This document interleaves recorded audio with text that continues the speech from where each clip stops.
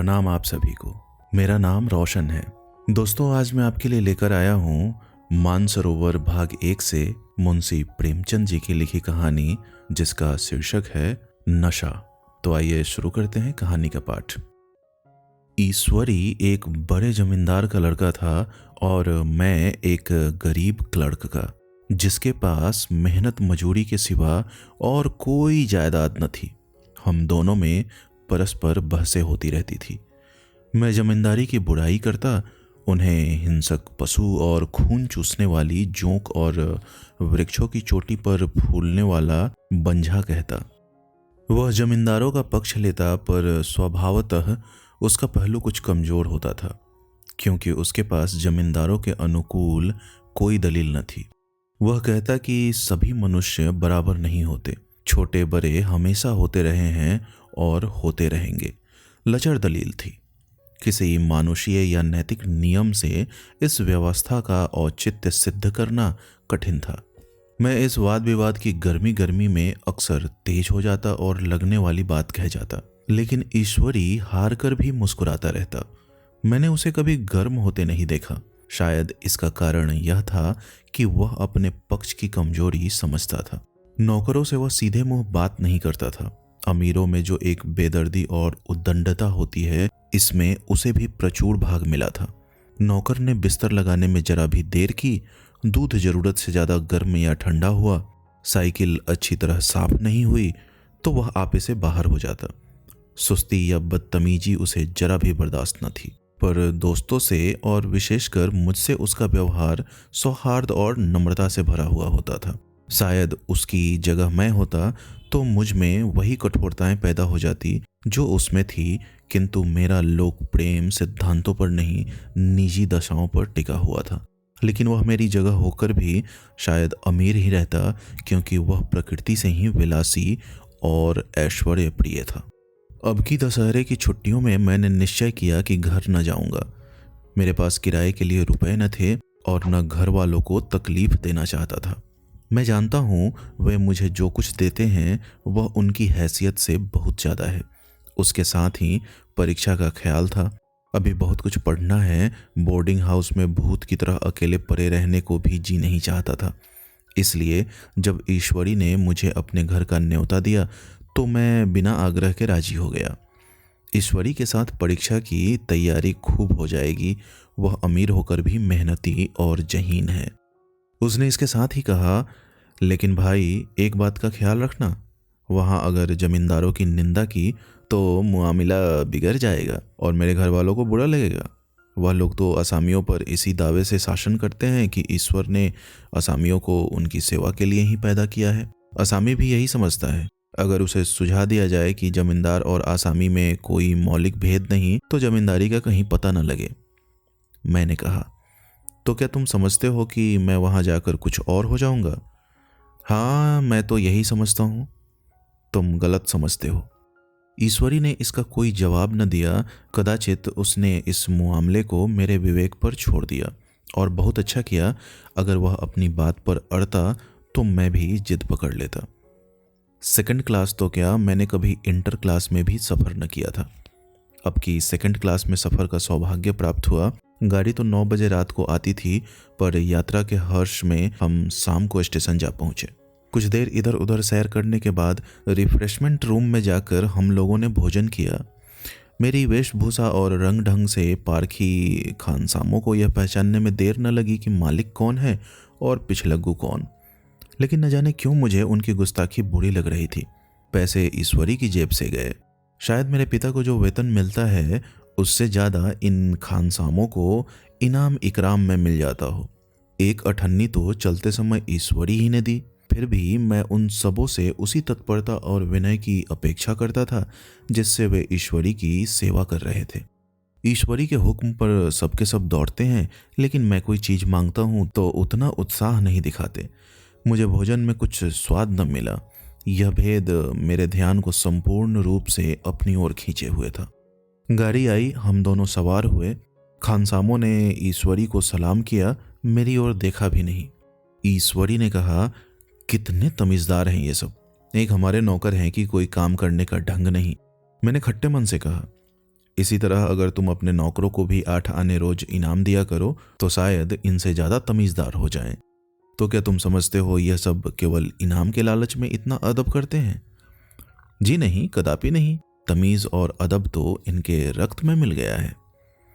गाड़ी चली, डाक थी, प्रयाग से चली तो प्रतापगढ़ जाकर रुकी।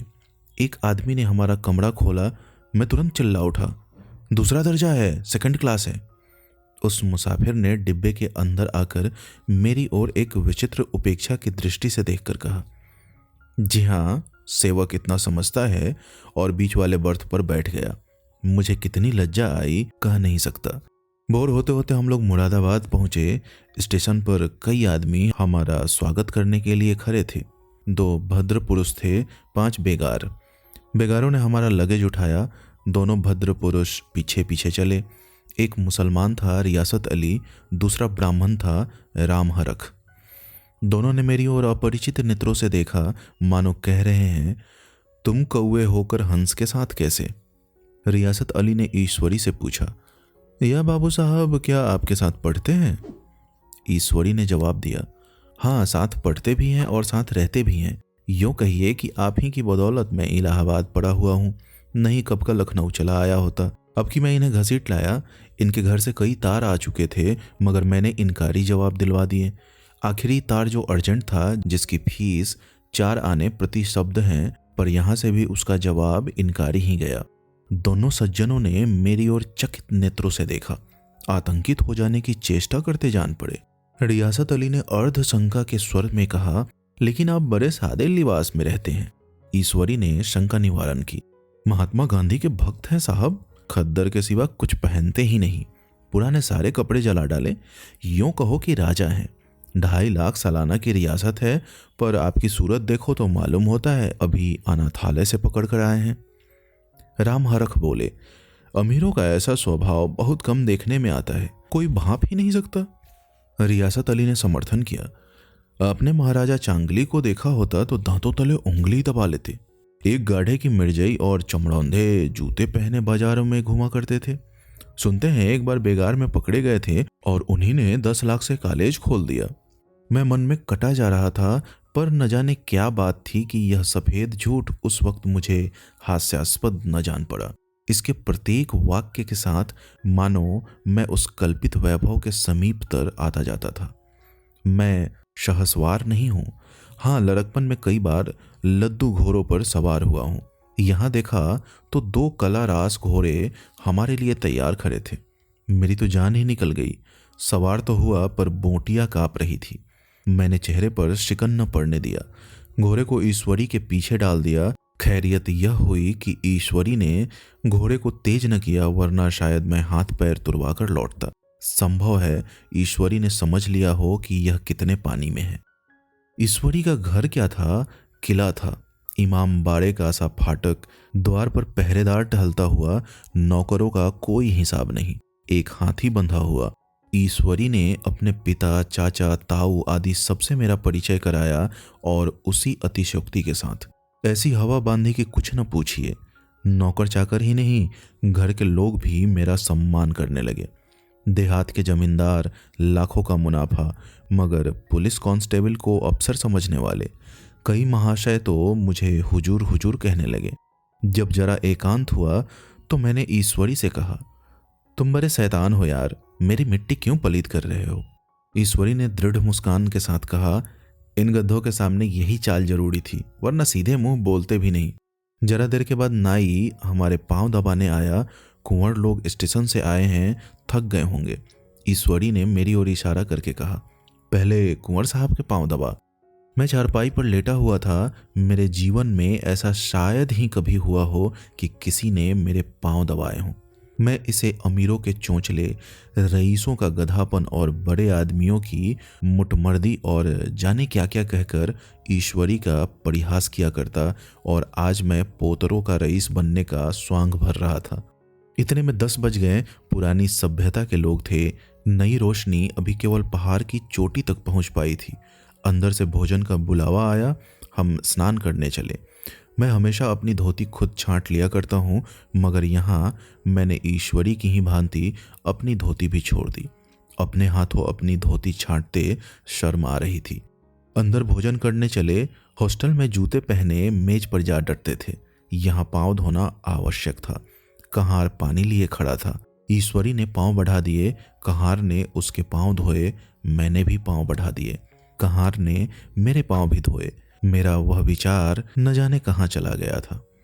सोचा था वहाँ देहात में एकाग्र होकर खूब पढ़ेंगे, पर यहाँ सारा दिन सैर सपाटे में कट जाता था। कहीं नदी में बजरे पर सैर कर रहे हैं, कहीं मछलियों या चिड़ियों का शिकार खेल रहे हैं, कहीं पहलवानों की कुश्ती देख रहे हैं, कहीं शतरंज पर जमे हैं। ईश्वरी खूब अंडे मंगवाता और कमरे में स्टोव पर आमलेट बनते। नौकरों का एक जत्था हमेशा घेरे रहता। अपने हाथ पांव हिलाने की कोई जरूरत नहीं, केवल जबान हिला देना काफी था। नहाने बैठो तो आदमी नहलाने को हाजिर, लेटो तो आदमी पंखा झलने को खड़े। मैं महात्मा गांधी का कुंवर चेला मशहूर था। भीतर से बाहर तक मेरी धाक थी। नाश्ते में जरा भी देर न होने पाए, कहीं कुंवर साहब नाराज न हो जाए। बिछावन ठीक समय पर लग जाए, कुंवर साहब के सोने का समय आ गया। मैं ईश्वरी से भी ज्यादा नाजुक दिमाग बन गया था, या बनने पर मजबूर किया गया था।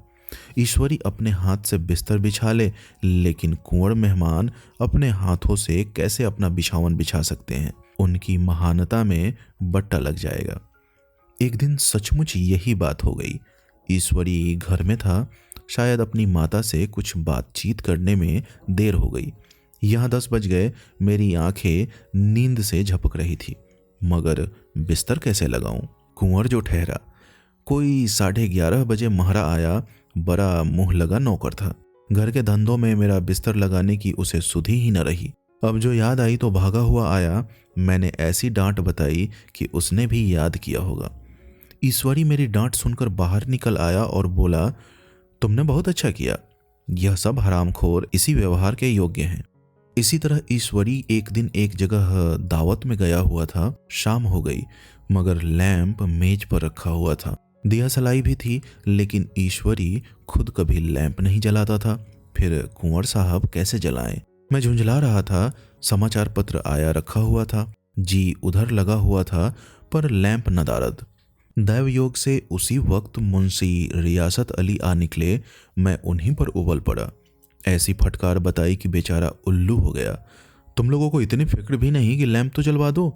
मालूम नहीं ऐसे कामचोर आदमियों का यहाँ कैसे गुजर होता है। मेरे यहाँ घंटे भर निर्वाह न हो। रियासत अली ने कांपते हुए हाथों से लैंप जला दिया। वहाँ एक ठाकुर अक्सर आया करता था। कुछ मनचला आदमी था, महात्मा गांधी का परम भक्त। मुझे महात्मा जी का चेला समझकर मेरा बड़ा लिहाज करता था, पर मुझसे कुछ पूछते संकोच करता था। एक दिन मुझे अकेला देखकर आया और हाथ बांधकर बोला, सरकार तो गांधी बाबा के चेले हैं ना? लोग कहते हैं यहाँ सुराज हो जाएगा तो जमींदार न रहेंगे। मैंने शान जमाई, जमींदारों के रहने की जरूरत ही क्या है? यह लोग गरीबों का खून चूसने के सिवा और क्या करते हैं? ठाकुर ने फिर पूछा, तो क्यों सरकार, सब जमींदारों की जमीन छीन ली जाएगी? मैंने कहा, बहुत से लोग तो खुशी से दे देंगे, जो लोग खुशी से न देंगे उनकी जमीन छीननी ही पड़ेगी। हम लोग तो तैयार बैठे हुए हैं, ज्यों ही स्वराज हुआ अपने इलाके असामियों के नाम हिब्बा कर देंगे। मैं कुर्सी पर पांव लटकाए बैठा था। ठाकुर मेरे पांव दबाने लगा, फिर बोला, आजकल जमींदार लोग बड़ा जुलूम करते हैं सरकार। हमें भी हुजूर अपने इलाके में थोड़ी सी जमीन दे दें तो चलकर वहीं आपकी सेवा में रहें। मैंने कहा, अभी तो मेरा कोई अख्तियार नहीं है भाई, लेकिन ज्यों ही अख्तियार मिला मैं सबसे पहले तुम्हें बुलाऊंगा। तुम्हें मोटर ड्राइवरी सिखाकर अपना ड्राइवर बना लूंगा। सुना उस दिन ठाकुर ने खूब भंग पी और अपनी स्त्री को खूब पीटा और गांव के महाजन से लड़ने पर तैयार हो गया। छुट्टी इस तरह तमाम हुई और हम फिर प्रयाग चले। गांव के बहुत से लोग हम लोगों को पहुंचाने आए। ठाकुर तो हमारे साथ स्टेशन तक आया। मैंने भी अपना पार्ट खूब सफाई से खेला और अपनी कुबेरोचित विनय और देवत्व की मुहर हर एक हृदय पर लगा दी।